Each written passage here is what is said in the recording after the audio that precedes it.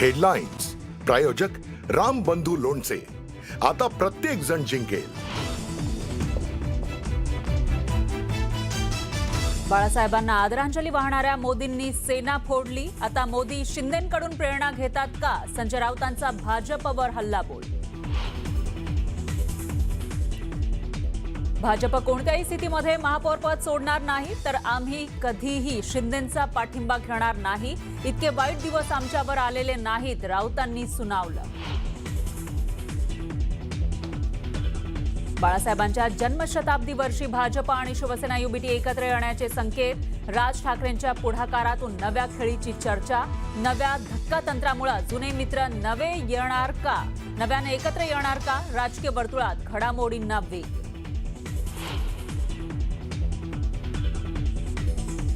KDMC मध्ये शिवसेना भाजपची युती. आता मनसेचीही साथ. विकासाच्या मुद्द्यावर मनसेनं केडीएमसी मध्ये पाठिंबा दिलाय. लोकसभा निवडणुकीतही आमच्याच सोबत होते, शिंदेंनी केलं स्पष्ट. राजकारणात कधीतरी बाळासाहेबांना पण लवचिक भूमिका घ्यावी लागली. आपणही बदललेल्या राजकारणात लवचिक भूमिका घेतली, तरी ती माझ्या व्यक्तिगत फायद्यासाठी किंवा स्वार्थासाठी कधीही नसेल.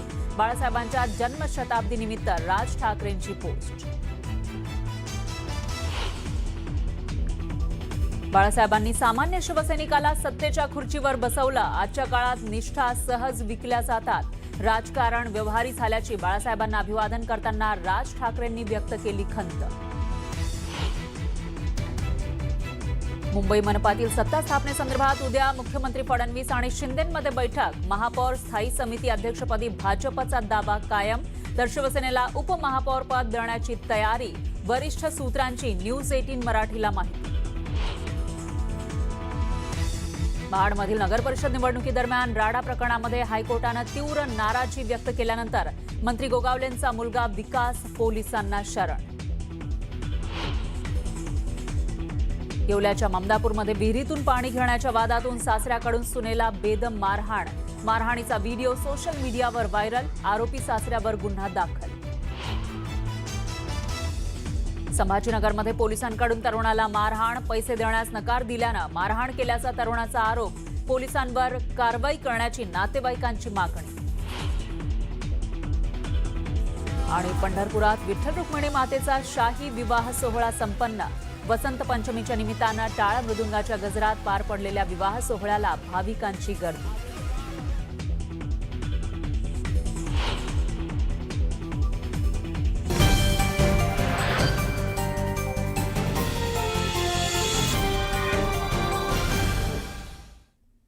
नमस्कार, मी फराह खान. तुम्ही बघताय महाराष्ट्राचा number 1 Marathi news channel news 18 Marathi, आवाज महाराष्ट्राचा.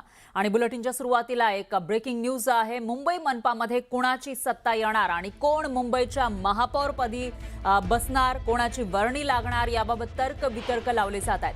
अशातच आता भास्कर जाधव यांनी मोठं विधान केलंय. महापौर निवडीसाठी एकनाथ शिंदेंनी ठाकरेंना पाठिंबा दिला पाहिजे, असं भास्कर जाधव म्हणाले. ठाकरेंच्या महापौर करण्यासाठी शिंदेंनी पाठिंबा द्यावा आणि ते बाळासाहेबांना मानत असतील तर शिंदेंना दातृत्व दाखवावं लागेल, असं सुद्धा भास्कर जाधव म्हणाले. दरम्यान संजय राऊतांनी भास्कर जाधवांचं विधान उडवून लावलं. तर भास्कर जाधवांनी केलेल्या वक्तव्यावर चंद्रशेखर बावनकुळेंनीही प्रतिक्रिया दिली. आजच्या बाळासाहेबांच्या जयंतीच्या दिवशी कोणीही राजकीय भाष्य करू नये. तसंच भास्कर जाधव यांनी तारतम्य पाहायला हवं आणि भास्कर जाधवांना असं वक्तव्य करताना किती शोभलं हे माहीत नाही, असा टोला बावनकुळेंनी लगावला. महापौर निवड करण्याकरता एकनाथरावांनी उद्धव साहेबांना पाठिंबा दिला पाहिजे. त्यात शिंदेचा पण महापौर होऊ शकतो, शिंदेच्या शिवसेनेचा पण महापौर होऊ शकतो. मी पुन्हा सांगतोय की उद्धव बाळासाहेब ठाकरेंचा महापौर करण्याकरता एकनाथ शिंदेनी पाठिंबा दिला पाहिजे. जर बाळासाहेबांना मानत असतील तर एकनाथराव शिंदेना ते दातृत्व दाखवावं लागेल. शिंदेचा पाठिंबा घेणार नाही. ते अवधी पक्ष विचार करेल. एवढे शिवसेनेवरती वाईट दिवस आलेले नाही. सत्ता मिळाली नाही म्हणून आमचा जीव तडफडत नाही, आम्ही कळवळत नाही. हे बघा, आता ते दोघं जण एकत्र आलेले, त्याला काय प्रत्येकाचा विचार आहे. कोणी कोणाबरोबर एकत्र, राजकारणामध्ये काहीच सांगता येत नाही कोण कधी कोणाबरोबर जाईल.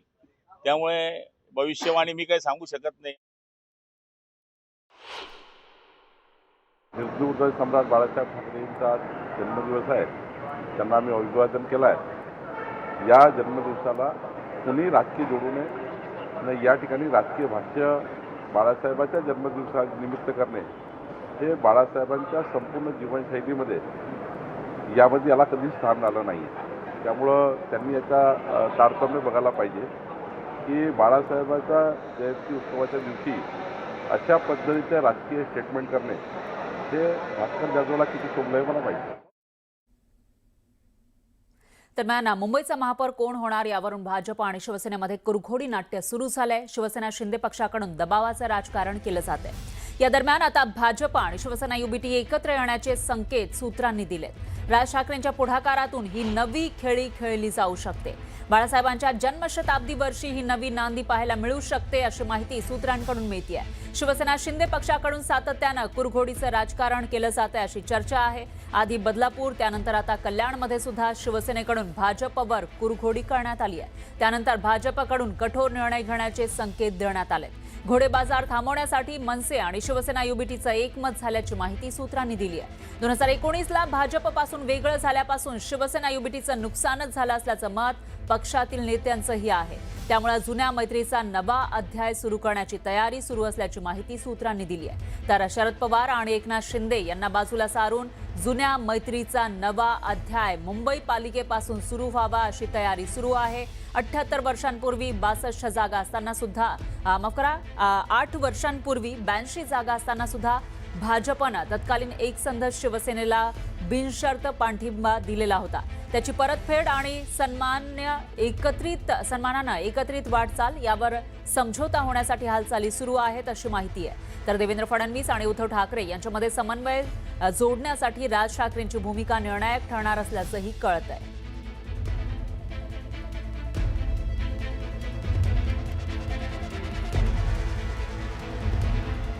दरम्यान बाळासाहेबांच्या जन्मशताब्दीनिमित्त राज ठाकरेंनी खास पोस्ट लिहिली आहे. या पोस्टमधून राज ठाकरेंनी राजकीय घडामोडींच्या पार्श्वभूमीवर सूचक संकेत दिलेत. राजकारणात कधीतरी बाळासाहेबांना पण लवचिक भूमिका घ्यावी लागली म्हणून त्यांचं मराठी माणसावरचं प्रेम तसूभर पण कमी झालं नाही, उलट ते अधिकच दृढ होत गेलं. हेच संस्कार आमच्यावर आहेत. तसंच मी एक शब्द आज पुन्हा देतो की आरपार बदललेल्या राजकारणात कधीतरी थोडी लवचिक भूमिका घेतली तरी ती माझ्या व्यक्तिगत फायद्यासाठी किंवा स्वार्थासाठी कधीही नसेल अशी सूचक पोस्ट राज ठाकरेंनी केली आहे. त्यामुळे यावरून आता नव्या घडामोडी घडणार असल्याची चर्चा राजकीय वर्तुळात सुरू झाली आहे. तर ग्राफिक्सच्या माध्यमातून बघूयात नेमकी काय पोस्ट आहे राज ठाकरेंची. राजकारणात कधीतरी बाळासाहेबांना पण लवचिक भूमिका घ्यावी लागली म्हणून त्यांचं मराठी माणसावरचं प्रेम तसूभरही कमी झालं नाही, उलट ते अधिकच दृढ होत गेलं. हेच संस्कार आमच्यावर आहेत. मी एक शब्द आज पुन्हा देतो की आरपार बदललेल्या राजकारणात कधीतरी थोडी लवचिक भूमिका घेतली तरी ती माझ्या व्यक्तिगत फायद्यासाठी किंवा स्वार्थासाठी कधीही नसेल असं राज ठाकरेंनी आपल्या या पोस्टमध्ये लिहिलेलं आहे. त्यामुळे आता ही लवचिक भूमिका नेमकी कोणती राज ठाकरेंची आणि ते घेणार आहेत का, काय निर्णय घेणार आहेत असा सवाल उपस्थित झालाय. राज ठाकरे हे एका पक्षाचे प्रमुख आहेत. ते त्यांच्या पक्षाची भूमिका मांडायला सक्षम आहे आणि त्यांनी ते मांडली असेल, त्याच्यावरती मी बोलणं योग्य नाही. छोटा ट्विट आहे आणि त्यांनी म्हटलेलं आहे की मी वैयक्तिक स्वार्थासाठी कुठलाही निर्णय घेतला नाही, घेणार नाही. आणि त्यांनी नेहमी त्यांच्या वैयक्तिक फायदा काय होईल हे कधी पाहिलं नाही. त्यांनी व्यापक भूमिका अगोदर पण जेव्हा प्रधानमंत्री नरेंद्र मोदीजी च्या लोकसभेच्या वेळेस घेतली होती, विकासाच्या मुद्द्यावर विधानसभेला पण घेतली होती. त्यामुळे ते डेव्हलपमेंटला महत्त्व देतात आणि पक्षाचे जे कार्यकर्ते आहेत त्यांच्या भावनांची कदर करतात. आता बाकी लोक काय करतात ते तुम्हाला माहिती आहे. आपण बघतो की मागच्या अनेक वर्षापासून मराठी माणूस हा भावनिक मुद्दा करून ठाकरे कुटुंबियांनी मुंबई महानगरपालिकेची सत्ता प्राप्त करण्याचा प्रयत्न केलेला होता. परंतु मला असं वाटतं आता लोकांना विकास हवा आहे. केवळ भावनिक मुद्द्यांवरती राजकारण चालत नाही, तर एकंदरीत विकासाच्या मुद्द्याला जनतेने त्या ठिकाणी मान्यता दिलेली आहे. अशा वेळेस मग पुन्हा एकदा अशा पद्धतीनं भावनिक मुद्दा समोर करून त्यातून आपल्या पती काही सिंपती मिळते का, हा प्रयत्न त्या ठिकाणी सुरू आहे. दरम्यान शिवसेना प्रमुख बाळासाहेब ठाकरे यांच्या जन्मशताब्दीनिमित्त राज ठाकरेंनी बाळासाहेबांना अभिवादन केलं. यावेळी त्यांनी एक महत्त्वाची पोस्ट केली. बाळासाहेबांनी कधीही सत्तेचा मोह धरला नाही. सामान्य शिवसैनिकाला त्यांनी सत्तेच्या खुर्चीवर बसवलं. तसंच बाळासाहेबांच्या काळात या असल्या अपेक्षांच्या फुटपट्ट्या नव्हत्या आणि असत्या तरी त्या त्यांनी झुगारून दिल्या असत्या, असं राज ठाकरे म्हणाले.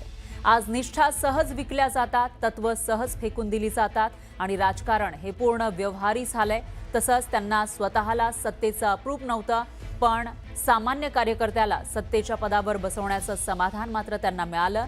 सत्ता येते जाते आणि आजचे सत्ताधीश उद्या एखाद्या नामफलकापुरते राहतात, पण काही पिढ्या झपाटून टाकतील असा प्रभाव फार थोडे लोक टाकू शकतात.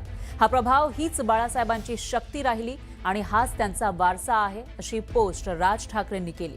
राज ठाकरेंनी केलेल्या या पोस्टवरून सत्ताधाऱ्यांना चांगलाच इशारा दिल्याचं सांगितलं जात आहे.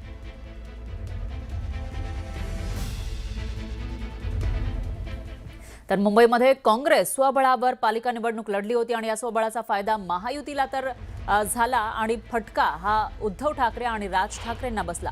पालिका निवडणुकीच्या आकडेवारीमधून ही बाब समोर आली आहे. मुंबईतल्या 26 जागांवर काँग्रेस स्वबळावर लढण्याचा फटका शिवसेना युबीटी आणि मनसेला बसलाय. भाजपच्या 20 आणि शिवसेनेच्या 6 अधिकच्या जागा या काँग्रेसच्या या स्वबळामुळे निवडून आल्या.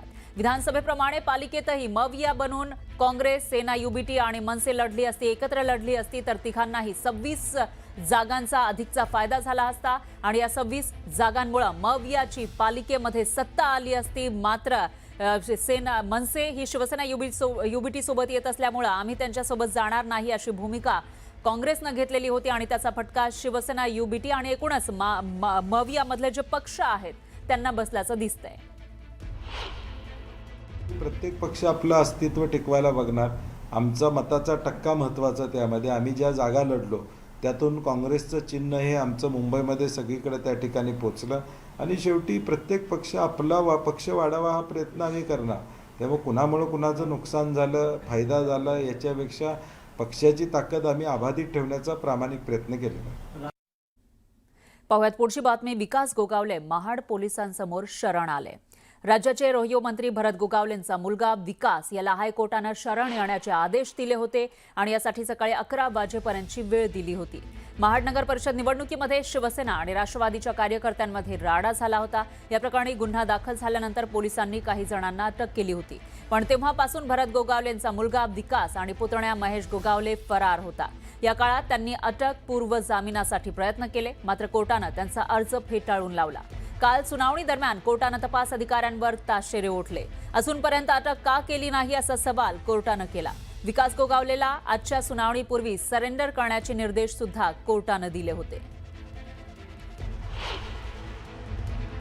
महाड शहरामध्ये भांडण मारामारीच्या संदर्भामध्ये जे 2 गुन्हे महाड शहर पोलीस स्टेशनला दाखल झालेले होते त्याच्यापैकी गुन्हा रजिस्टर नंबर 179 जो होता त्या 179 मधल्या 8 आरोपींनी आज आत्मसमर्पण केलेलं आहे. त्यानंतर पुढची कायदेशीर प्रक्रिया चालू आहे. पुढचा तपास चालू आहे. आरोपींकडे जो तपास करणं आवश्यक आहे त्या बाबी पोलीस करत आहेत. ह्या संदर्भात कोणीही त्या ठिकाणी असो, एखाद्या नेत्याचा मुलगा असो किंवा कुठल्या पक्षाचा कार्यकर्ता असतो, कायदा हा सर्वांकरिता सारखा आहे. कायदा आपल्या बाजूने त्या ठिकाणी काम करेल आणि संबंधित व्यक्ती ज्या कुठल्या याच्यामध्ये गुन्हेगार असेल त्यांच्यावर कारवाई करेल. पोलीस त्या ठिकाणी शोध घेतच होते, परंतु हे चांगलं की त्यांनी स्वतःहून त्या ठिकाणी शरणागती स्वीकारलेली. यानंतर बातमी आहे जिल्हा परिषद आणि पंचायत समितीच्या आखाड्यातून. सातारा जिल्ह्यात जिल्हा परिषद आणि पंचायत समिती निवडणुकीसाठी फाटाफूट झाली आहे. भाजपला घेरण्यासाठी दोन्ही राष्ट्रवादी आणि शिवसेना एकत्र आल्यात. साताऱ्यामध्ये भाजपनं सर्व ठिकाणी अर्ज भरल्यानं महायुती तुटली आहे.